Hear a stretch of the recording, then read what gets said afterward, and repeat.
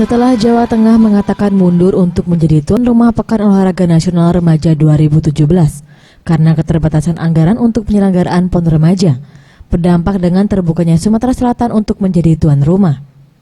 Menurut Ahmad Yusuf, Kadispora Sumsel, sesuai dengan instruksi Kemenpora untuk penyelenggaraan PON Remaja di 2017 tidak direkomendasikan untuk diselenggarakan dan diganti dengan Pekan Olahraga Pelajar Nasional atau POPNAS yang digelar pada tahun 2017.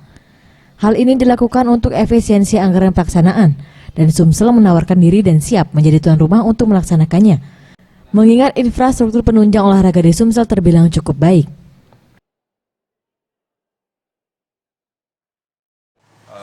Kalau tahun lalu PON Remaja, tahun ini POPNAS. Tahun ini POPNAS, tahun depan PON Remaja. Jadi ada selang-seling.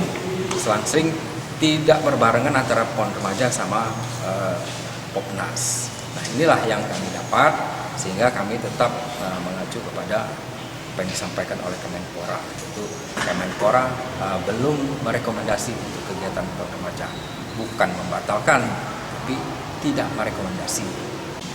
Berarti kita untuk Sumsel sendiri seandainya rekomendasi itu dicabut, kita tetap bisa siap. Sekarang pada tahapan kegiatan pra-PON Remaja. Ia menambahkan untuk menghadapi POPNAS 2017, persiapan atlet Sumsel terus dilakukan dengan melakukan pemusatan latihan di Jakabaring, serta pembinaan mental bertanding dengan sering mengikutkan atlet dalam kejuaraan. Faridul Satria, September Rizky, Sriwijaya TV.